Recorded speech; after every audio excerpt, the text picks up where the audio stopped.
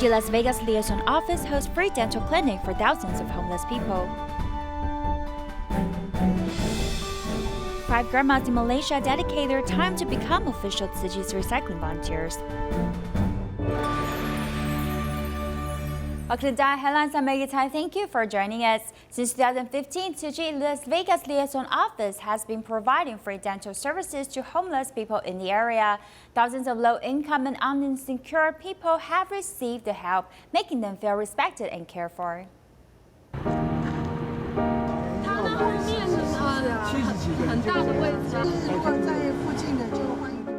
In this vacation town of Las Vegas, there are still many homeless people living on the streets. The local government and some charity groups provide them with daily necessities. Yet, the expensive dental care is rarely included. In view of this, Tzu Chi holds a free dental clinic to care for their oral health.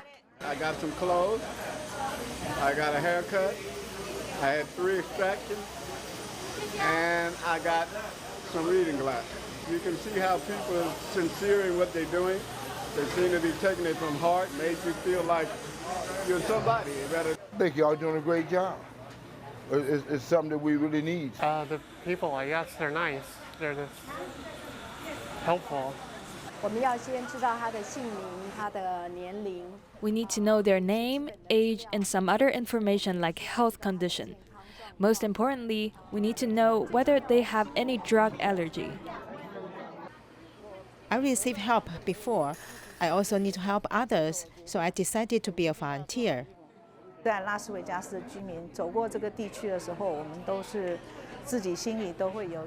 We're a bit reluctant to walk through this area in Las Vegas.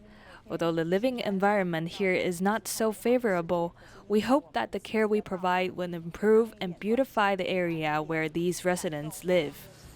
Volunteers help cultivate kindness in everybody's heart. The patients do not only receive the practical treatment offered by the free clinic, but most importantly, they can be treated with respect and equality.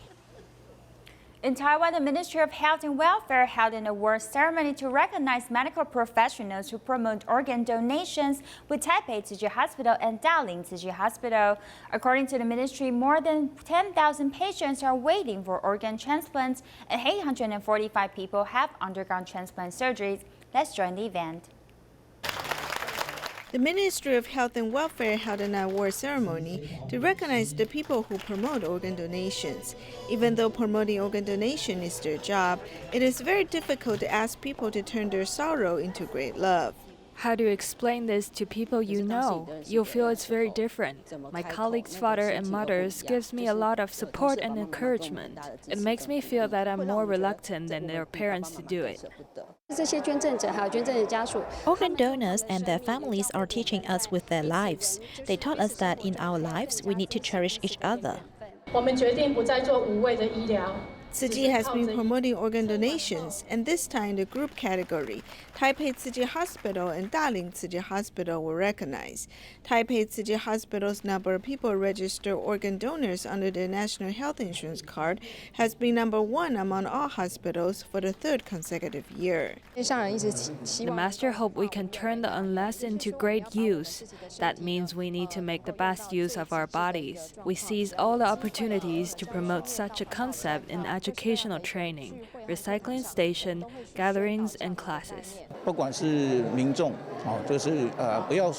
Members of the public should not wait till the end to make a decision about organ donation. We should understand the great love involved in organ donation and know the concept. This is our goal in asking people to sign the donor card. It takes the help of many people to promote organ donations. Thanks to the dedication of this group of people, the strength of love is able to be passed on. To thank organ donors and their families, Hualien Tzu Chi Medical Center held its annual organ donation gratitude concert. This year's theme is the Messengers of Love. Many organ transplant recipients seized the opportunity to express their gratitude.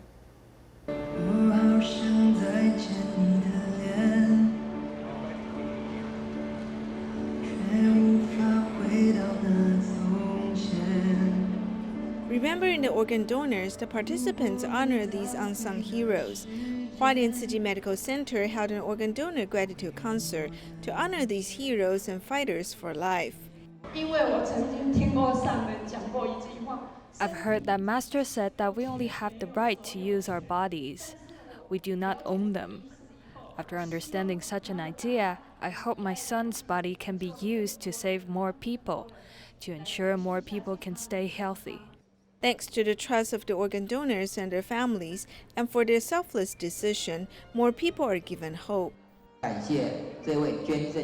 I appreciate this organ donor who gave his cornea to me. I can now read newspapers and magazines, reading words with font size 12. I do not need to use any special appliances. I can see very clearly. In the future, if there's a chance, I will pass the love forward. Medical professionals witness life and death every day, and therefore they respect life. Not giving up on saving any life, they hope more people will be willing to safeguard the health of the public. Tzu Chi Johor Bahru chapter hosted a new youth scholarship distribution in 2 local Chinese schools. They provided financial aid to 155 empowered students to pursue their education. Students also showed filial piety to parents in the tea ceremony. Students receive the scholarship from volunteers. The funds can help them purchase stationery and nutritious food so they can pursue education without worry. Ini kali pertama saya terima sumbangan dari Tzu Chi. This is my first time to receive Tzu Chi's scholarship. I will use it to buy daily necessities and school supplies. I will save the money to buy food or some uniforms and books. Membelikan baju sekolah atau buku begitu.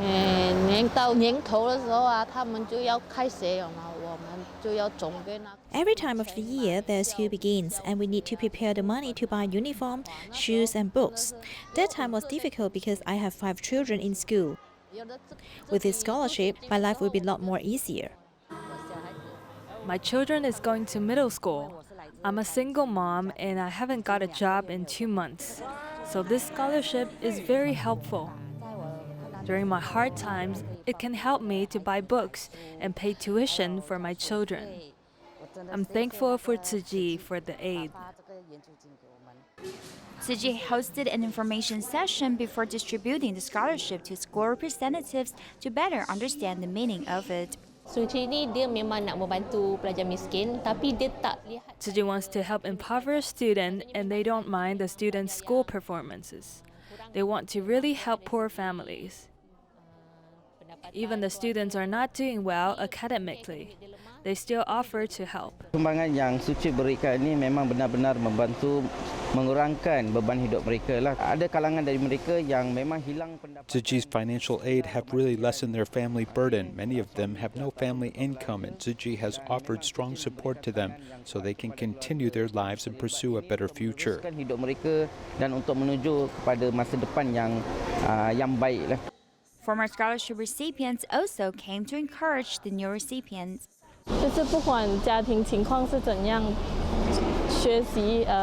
No matter what your family condition is, studying is necessary. Improve yourself and give back to the society and Tzu Chi.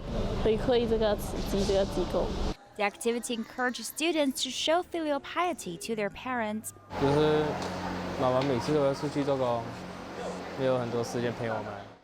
My mom has to work every day and she didn't have a lot of time to spend with us. Also, we don't have much food to eat, and I use the old backpacks and clothes from my brothers and sisters. I also need to borrow pens, pencils, and erasers from others. Now I have more confidence and I want to study well so I can help my mom.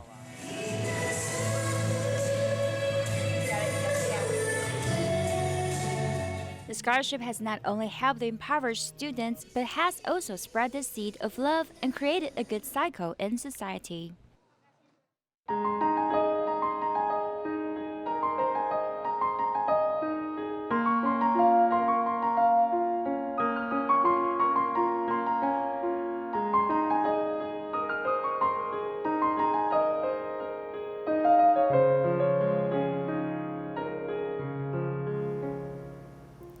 There are 5 seniors whose average age is nearly 80 years old doing recycling in Klang, Malaysia every day. They decided to help in the recycling station together. They even finished training and received their recycling volunteer certification, dedication their golden years to serve the community.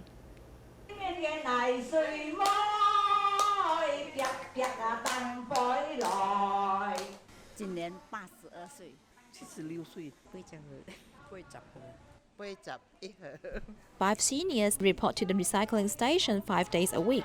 Tanny Zhu, who is a Tzu Chi volunteer, is responsible for driving them there. I think it's my responsibility to bring them here because all of them are seniors. They chat and laugh every day like that. I'm also happy to have some good friends like them. The 5 seniors, who are inseparable, are the volunteers at the recycling station in Clan Slayang. They do recycling together, enriching their life after retirement. Before I came here, I usually stayed at home doing nothing or watch TV every day. I told my daughter that I wanted to join Tzu Chi to do recycling. I told her that this was a kind of filial piety if she allowed me to do what I wanted.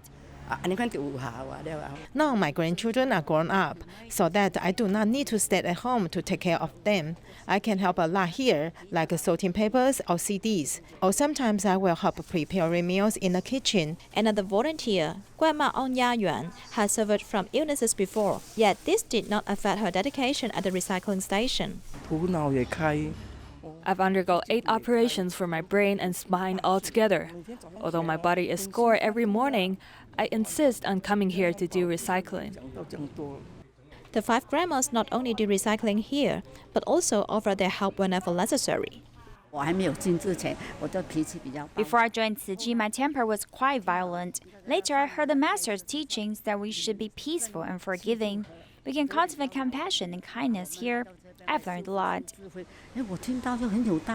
I gambled in the past. My friends will call me every day to invite me. At first, I didn't want to be certified as a recycling volunteer, yet the volunteers said it will be pity not to do so. Finally, I agreed to do certification and give up gambling.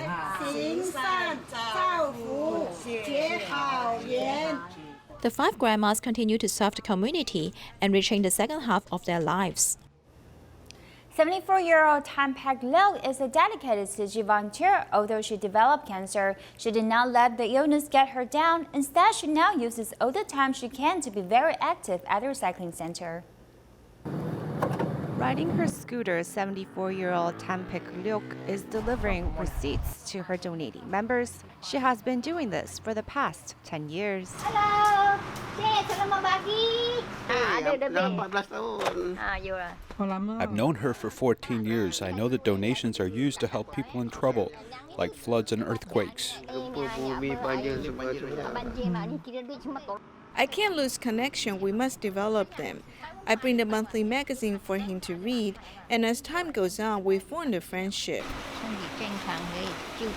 Tan Pak Leok joined Tzu Chi in Malacca in 2010.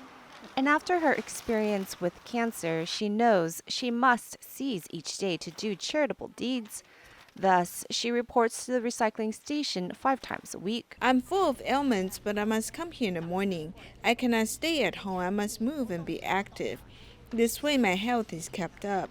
There's much to do at the recycling station, and I do everything. It makes me happy to contribute. These secondhand items are organized and kept clean by her and other volunteers. Tan's kindness makes her easy to get along with. She's very agile, a hard worker who doesn't complain. When she sees that I can't lift something, she will rush over to help me.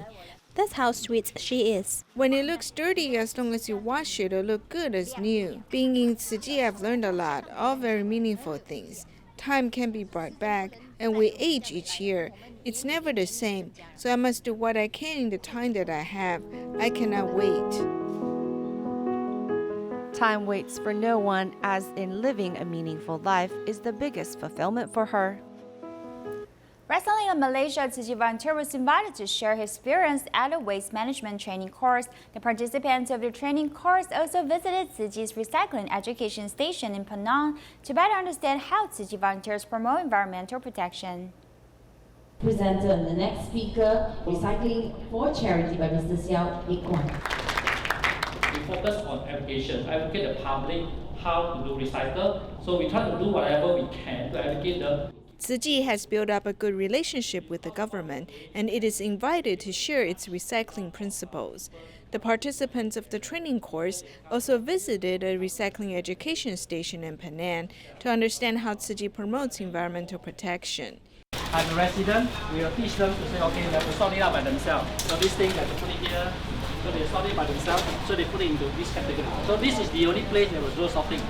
In June of 1997, Penang City volunteers mobilized 200 people to promote recycling in a large district of rental apartments. City volunteers have been promoting recycling in Penang for 22 years. Their hard work has earned the government's recognition.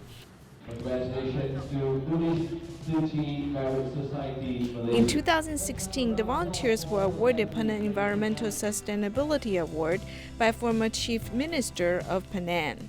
We move forward in the direction of environmental education. We must be educators and not just people who recycle. We hope that recycling is just the beginning and people will carry out the environmental protection principles in life.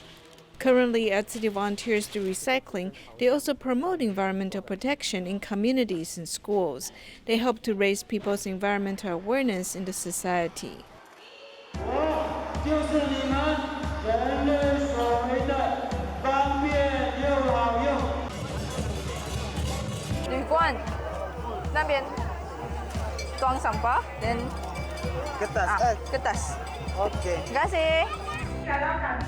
If we did not wash the drink bottles, what will they attract? Ants, so we need to wash them. From the public's point of view, they might see that we are only recycling resources. In fact, this is only a small part of environmental protection because we do not only do recycling, we're protecting the environment. We are environmental educators. Recycling is only one of the ways to protect the environment. Only when people lessen their desires and cherish resources can people really protect the environment in the long term. Do you know that 99.9% of Taiwan's wheat is imported? This is despite the fact that the country produces an excess of 200,000 tons of rice each year, which is put into storage, ultimately expiring and being used for livestock feed.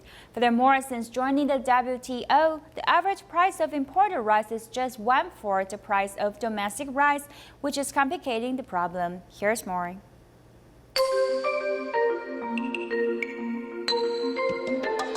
Where I'm standing is a public grain warehouse of Taoyuan's Longtan. You can see that rice stored here is almost up to the ceiling. It's quite a lot because the rice harvest across Taiwan is more than 1.5 million tons, a 10% increase over 2018. Our old rice hasn't been consumed yet, and the new rice is coming in. More rice around Taiwan means government warehouses have limited capacity. More than 1,800 granaries in Taiwan have the same situation. The balance between production and sales has increased the cost of rice storage, and the price of rice has fallen. According to statistics, Taiwan's annual rice production is 1.4 million tons, while Taiwanese eat just 1.2 million tons of rice each year. In other words, 200,000 tons of rice are stored in public grain warehouses. This, together with prior amounts stored, means that there is currently more than 800,000 tons of rice in public granaries, which is more than twice the 4-month safety stock. Why is domestic rice in such a long-term oversupply condition? What do I eat for breakfast? Usually mantou or bread. Do you like to eat rice or noodles? Noodles. In the 1980s, every Taiwanese ate hundreds of kilograms of white rice each year. Now has only 45 kilograms. The amount of rice eaten has fallen sharply by more than half, and the people do not eat rice, but they are replaced by pasta. People's annual wheat intake is as high as 38 kilograms, accounting for 84% of rice. The impact of Western diets such as burgers and pasta has changed consumption patterns, with the government telling people to eat more rice. This has led to little to no increase. This also aggravates the government's policy of guaranteed purchase price for rice. If rice sits for a long time, it gets old and sells for a very little, as the government will lose a lot of money. Storage for more than 2 years leads to degradation, as this rice can only be used as feed. However, the government originally bought it at a price of $1 per kilogram and only selling it at 30 US cents. This loss is wasting taxpayer money. Guaranteed purchases cost $657 million each year, which is wasting the people's money. The cost of rice in Taiwan is $1,100 to $1,200 per ton, which is 2 to 3 times that of Vietnamese rice. Therefore, international competitiveness is weak and most of the rice is sold domestically. Taiwan's price for domestically produced rice is being artificially raised by the government. In fact, it is the second highest in the world after Tokyo. In previous years, the sales of rice in Taiwan were probably only about 2,000 or 3,000 tons a year. Recently, we have actively tried to let this rice not become low-cost feed for animals.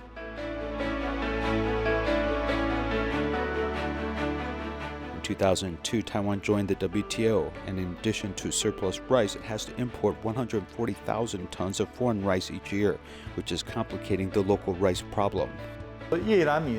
Imported Vietnam rice is almost 50 US cents for a Taiwan catty, which is much cheaper than domestic rice. This has a big impact upon the market. As a result, public granaries are full every year, with the Agriculture and Food Administration trying to digest these stocks.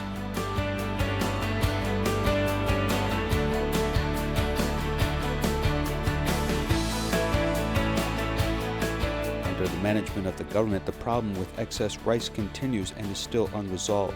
Over the past few years, it encouraged farmers to switch to miscellaneous grains and not only plant rice. If the government wants to pay, then the field should go fallow and avoid planting rice. If they don't go fallow, then cultivating too much rice will lead the price of rice to collapse. The self-sufficiency rate of domestic rice and fishery products is more than 100%. Vegetables and fruits have a self-sufficiency rate of more than 85%, and meat is 75%. At first glance, Taiwan's total food self-sufficiency rate should be high, but the actual conversion is only 32%. Why is the food self-sufficiency rate so low? Because we eat a lot of wheat, and also we import a lot of soybeans. What do we do with soybeans? We make cooking oil, so our overall food self-sufficiency rate becomes reduced. The self-sufficiency rate of wheat and soybeans is less than 1% and 2%, respectively. In other words, pasta bread and raw materials for oil are almost entirely dependent on foreign imports. Therefore, the price and import volume of these foods are in the hands of foreigners. In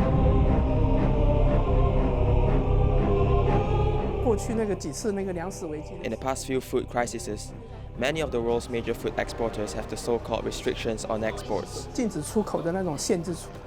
Global food shortage caused by natural disasters, wars, and diseases could have a major impact on Taiwan, which has a low total food self-sufficiency rate. However, when facing a sharp decline in wheat imports, there's plenty of rice which can feed the nation. When the world is in the food crisis, no one in Taiwan will feel the food crisis, because the rice we have in stock will not fluctuate like the price of foreign food. Excess rice one day may become a life-saving food.